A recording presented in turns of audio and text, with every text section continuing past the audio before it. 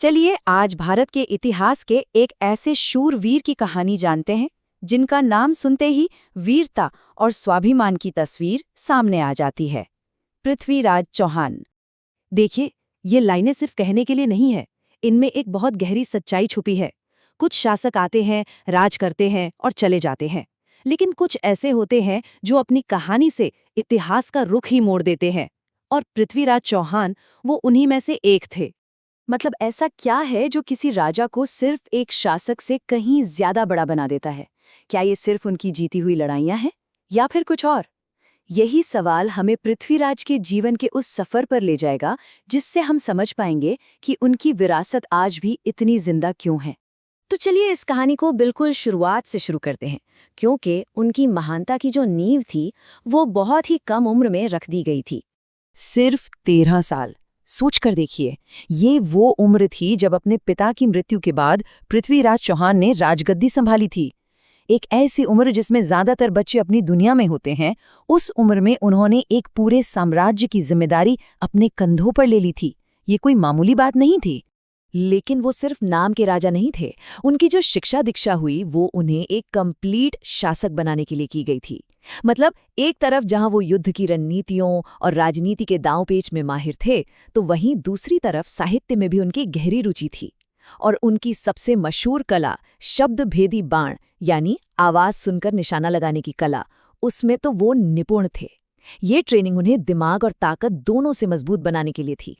और अपनी इन्हीं असाधारण क्षमताओं के दम पर वो बहुत जल्द ही उत्तर भारत की एक बड़ी ताकत बनकर उभरे। पर इसी दौर में एक ऐसी कहानी ने भी जन्म लिया जिसने दुश्मनी की एक ऐसी आग जलाई जो आगे चलकर बहुत भारी पड़ी। तो हुआ ये कि एक तरफ तो वो अपने राज्य को अजमेर से लेकर दिल्ली पंजाब तक फैला रहे थे, और दूसरी तरफ उनकी प्रेम कहानी भी इतिहास बना रही थी। उन्हें कन्नौज के राजा जयचंद की बेटी संयोगिता से प्रेम हो गया, और जब जयचंद ने विरोध किया तो पृथ्वीराज भरी सभा से उनके स्वयंवर से उन्हें ले आए। ये उनके साहस को तो दिखाता था, लेकिन इसने एक बहुत शक्तिशाली दुश्मन भी पैदा कर दिया था। और यही दुश्मनी आगे चलकर एक बहुत ही नाजुक मौके पर भारतीय राजाओं की एकता में फूट की वजह बनी। एक ऐसी फूट जिसके नतीजे बहुत गंभीर होने वाले थे। लेकिन उस मोड़ पर आने से पहले पृथ्वीराज चौहान ने अपनी ताकत का वो शिखर देखा जब उन्होंने एक बाहरी हमलावर के खिलाफ एक ऐसी जीत हासिल की जिसे आज भी याद किया जाता है। साल था 1191 और मैदान था तराइन का। मोहम्मद गोरी अपनी विशाल सेना के साथ भारत पर कब्जा करने के इरादे से आया था, लेकिन उसका सामना हुआ पृथ्वीराज के नेतृत्व में एकजुट हुई राजपूत सेना से।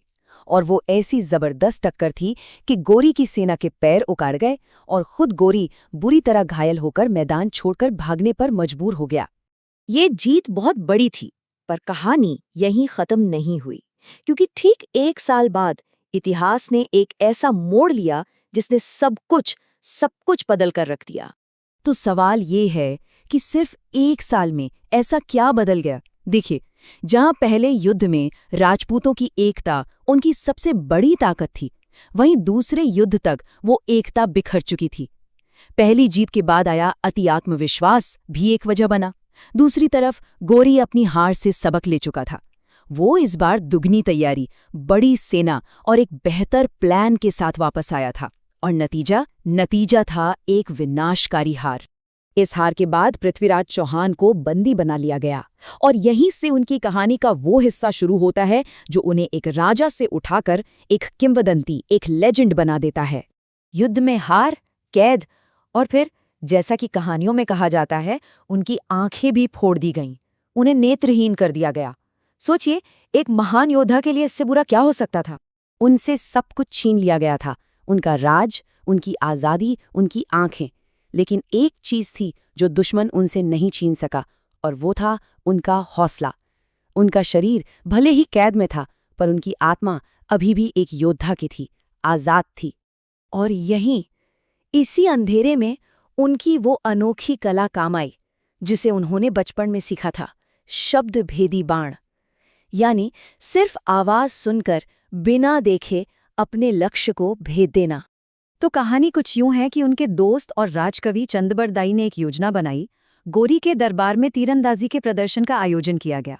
जब गोरी ने पृथ्वीराज को हुक्म दिया तो चंदबरदाई ने एक दोहे में, एक कोड में पृथ्वीराज को बता दिया कि गोरी ठीक कहाँ बैठा है।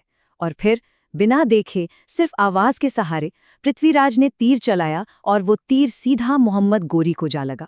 ये उनके जीवन का आखिरी प्रहार था, जो ये बताता था कि वो आखिरी सांस तक एक योद्धा थे। तो पृथ्वीराज चौहान की ये पूरी कहानी हमें सिखाती क्या है? उनकी विरासत सिर्फ जीती या हारी हुई लड़ाइयों की नहीं है, बल्कि ये उन उसूलों की कहानी है जो आज भी उतनी ही जरूरी हैं। उनकी कहानी हमें कई जरूरी बातें सिखाती है।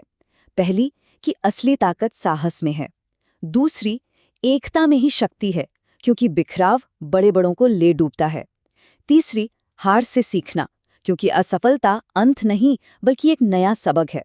उनका जीवन ये भी बताता है कि जिम्मेदारी उम्र की मोहताज नहीं होती, और सबसे बढ़कर अपने उसूलों पर खड़े रहना ही सबसे बड़ी जीत है। आखिर में पृथ्वीराज चौहान का जीवन हमें यही संदेश देता है, नतीजा चाहे जो भी हो, असली सम्मान इस बात में है कि लड़ाई कितनी बहादुरी और ईमानदारी से लड़ी गई। और शायद यही वो बात है जो उन्हें एक राजा से कहीं ज्यादा एक अमर किंवदंती बनाती है।